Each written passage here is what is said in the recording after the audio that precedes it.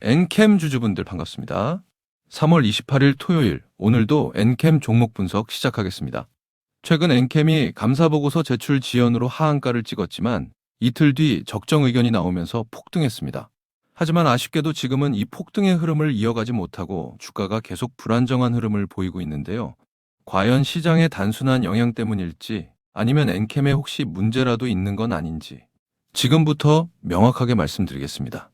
최근 엔캠의 가장 큰 이슈라면 감사보고서 제출 지연이라고 볼 수 있는데요. 만약 이때 엔캠의 감사 의견이 거절됐다면 어떻게 됐을까요? 거래 정지, 그리고 상장 폐지 수순입니다. 실제로 이때 엔캠은 역대 최저가를 기록하며 하한가로 마감했거든요. 투자자들의 공포는 극에 달했습니다.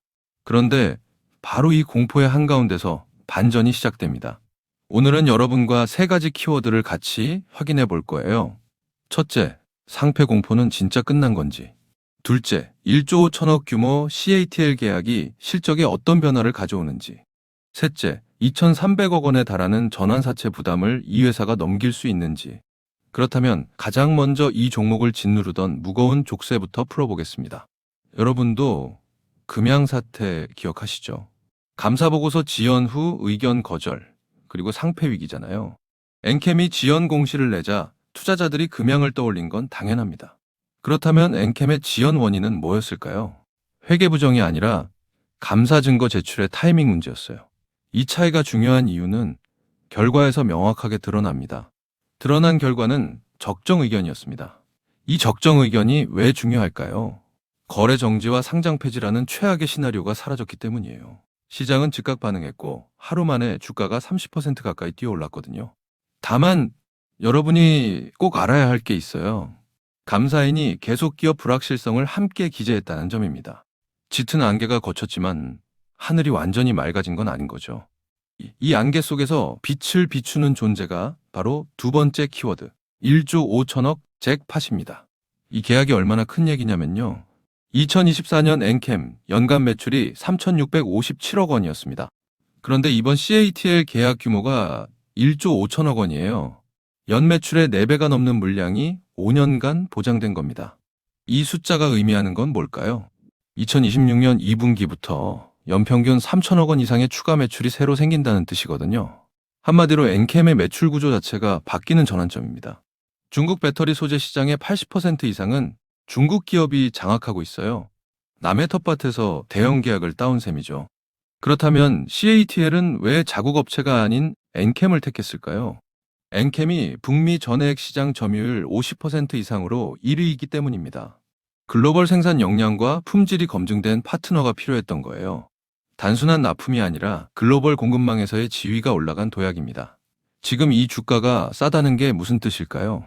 52주 최고가가 18만 원대였는데 현재 주가는 3만 원대예요. 고점 대비 78% 이상 빠진 자리거든요. 그런데 올해부터 CATL 물량이 본격 공급되면 매출이 2배 가까이 뛸 수 있잖아요. 실적이 따라오는데 주가가 이 자리에 머물 수 있을까요? 시장이 재평가할 수밖에 없는 구간에 진입한 신호입니다. 여기서 한 가지 더 짚을 게 있는데요. 엔캠은 올해 중국 내 공급량이 전년 대비 300% 늘어날 것으로 발표했어요. 왜 중요할까요? 장가항과 조장 공장의 가동률이 급격히 올라간다는 뜻이거든요. 가동률이 오르면 고정비가 분산되고 수익성이 개선됩니다. 매출뿐 아니라 이익 구조까지 바뀌는 체질 변화입니다. 그렇다면 왜 다른 전해액 기업이 아닌 엔캠이어야 할까요? 북미, 유럽, 중국에 동시에 생산 거점을 갖춘 전해액 기업은 엔캠이 유일합니다. 미국 IRA 규제로 중국 업체가 북미에 진입하기 어려운 상황에서 이 삼각체제는 넘볼 수 없는 해자 역할을 하거든요. 하지만 여러분, 이렇게 좋은 그림만 보고 끝내면 안 되겠죠. 빛이 강하면 그만큼 깊은 그림자도 있습니다. 물론 좋은 면만 있는 건 아니에요. 14회차 전환사채 잔액이 2,300억 원을 넘습니다. 올해 11월부터 투자자들이 조기 상환을 청구할 수 있거든요. 문제는 현금성 자산이 부족하다는 점이에요. 상환 요구가 한꺼번에 몰리면 어떻게 될까요? 자금 조달에 심각한 부담이 생깁니다. 이 시한폭탄 옆에 또 하나의 불씨가 있어요. 감사인이 계속 기업 불확실성을 기재한 건 재무 상태가 완전히 안심할 수준이 아니라는 뜻이에요. 그렇다면 이 두 가지 리스크 때문에 당장 팔아야 할까요? 절대 아닙니다. CATL 물량이 2분기부터 본격 유입되면 현금 흐름이 빠르게 개선되거든요. 매출이 늘면 차환이나 전환 유도 같은 대응 여지가 생깁니다. 리스크는 분명하지만 시간이 이 회사 편에 서기 시작한 국면입니다. 자, 지금까지의 이야기를 딱 세 줄로 정리해 드릴게요. 상패 위기는 적정 의견으로 족쇄가 풀렸다. 실적 전망은 1조 5천억 CATL 계약으로 매출 구조가 완전히 바뀐다. 재무 리스크는 CATL 매출이 유입되면 관리 가능한 범위로 들어온다. 그렇다면 여러분이 앞으로 주시해야 할 변곡점은 뭘까요? 첫 번째는 올해 2분기 CATL 물량의 본격 매출 인식 시점입니다. 이때 실적이 눈에 보이기 시작하면 시장의 신뢰가 완전히 달라지거든요. 두 번째는 11월 14일차 CB 조기 상환 청구 시점이에요. 이 두 시점 사이에서 엔캠의 현금 흐름이 얼마나 빠르게 개선되는지가 주가 방향을 결정짓는 열쇠입니다. 여러분, 이 열쇠가 어떤 문을 열게 될지는 실적이 증명할 겁니다. 오늘 엔캠에 대한 모멘텀과 리스크 측면은 이쯤에서 설명을 드리겠고요. 지금부터가 굉장히 중요한 내용입니다. 여러분, 제가 지금부터 여러분들이 어디서도 들을 수 없는 엄청난 이야기 하나만 드려볼게요. 최근 삼성전자, SK하이닉스 많이 오른 거 다들 알고 계시죠? 시총 1위 삼성전자는 단기간에 무려 4배가 올랐고 20만 원 하던 SK하이닉스는 100만 원까지 무려 5배가 올랐습니다. 그런데 수많은 전문가들은 아직도 더 상승이 가능하다고 말합니다. 일단 많은 분들이 HBM 때문에 오른 거 아니야? 아직 더 오를 게 있어? 여기서 하나만 확실히 말씀드릴게요. 이 HBM 때문에 올랐다는 말, 반은 맞고 반은 틀렸습니다. 진짜는 아직 시작도 안 했어요. 지금 시장이 주목하는 건 HBM 그 너머에 있습니다. 지금 삼성이 수조 원대 자금을 쏟아붓고 있는 기술, 아마 들어보셨을 겁니다. 바로 유리기판입니다. 그리고 지금 시장에 알려지지 않은 어떤 한 기업이 유리기판의 게임 체인저로 조용히 떠오르고 있습니다. 이미 삼성의 막대한 자본이 이 기업으로 흘러들어가고 있고 AI, 반도체, 2차 전지까지 세 가지 테마가 동시에 엮여 있습니다. 최근 시장만 봐도 테마가 너무 빠르게 바뀌잖아요. 그런데 이 종목은 세 가지 테마가 동시에 묶여 있어서 꾸준한 상승이 가능하다는 겁니다. 그리고 지금 시점에서 가장 중요한 질문 하나 드려볼게요. 여러분, 지금 엔비디아, 인텔, 구글의 가장 큰 고민이 뭔지 아세요? AI 성능은 하루가 다르게 진화하고 있는데 문제는 그만큼 열도 어마어마하게 뿜어낸다는 겁니다.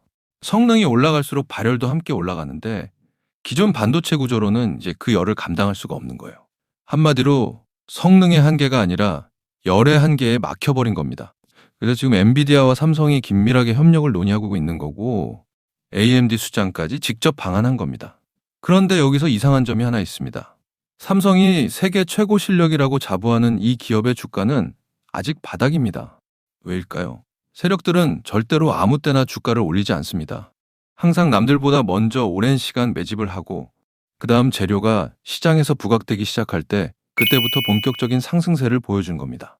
그런데 이 종목 같은 경우에는 유리기판이라는 초강력 재료를 가지고 있고 삼성의 거대 자금이 빠르게 들어가고 있기 때문에 한번 움직임이 시작하면 절대 이 가격대엔 못 산다는 겁니다. 그리고 소름 돋는 게 하나 더 있습니다. 제가 작년에 추천드렸던 원익홀딩스 기억하시죠? 똑같이 바닥권에서 횡보하며 장기 매집이 시작됐고 거래량이 본격적으로 튀어오르기 시작하더니 무려 8배 넘는 상승이 나왔습니다. 그런데 이 종목도 보면 어떻습니까?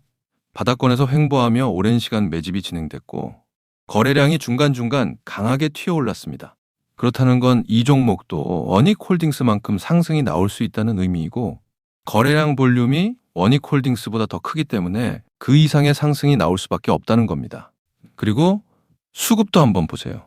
외국인과 기관들은 쉬지 않고 매수하고 있는데 개인들만 매도하고 있습니다. 전형적인 메이저 세력의 수급 패턴입니다. 게다가 최근 들어 기관들과 외국인들의 매수세가 점점 강해지고 있기 때문에 머지않아 본격적인 상승이 시작될 겁니다. 그래서 지금 시간이 얼마 남지 않은 만큼 정말 많은 고민 끝에 세력 매집주를 구독자분들께 100% 무료로 공개를 해드릴 거니까요. 대신 여러분들은 구독과 좋아요는 꼭 눌러주시고 지금 화면에 제 개인 번호 잠시 보이시죠?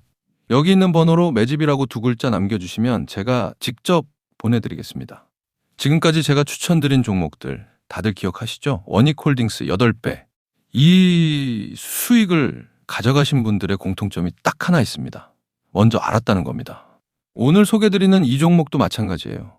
차트는 이미 신호를 보내고 있고 외국인과 기관은 조용히 담고 있습니다. 이 기회를 놓치는 순간 지금 이 가격은 다시 오지 않습니다. 종목명과 목표가 그리고 매수 전략까지 정리된 자료를 저희 구독자분들께 바로 보내드릴 거니까요. 마지막으로 구독과 좋아요 이 두 가지만 눌러주시고 상단에 제 개인 번호로 매집이라고 2글자 남겨주시면 제가 직접 보내드리도록 하겠습니다. 투자에서 수익의 차이는 결국 기회를 알아봤을 때 시도했느냐, 그냥 지나쳤느냐에서 갈립니다. 그러니까 저희 구독자분들은 이 기회 절대 놓치지 마시길 바라겠고요.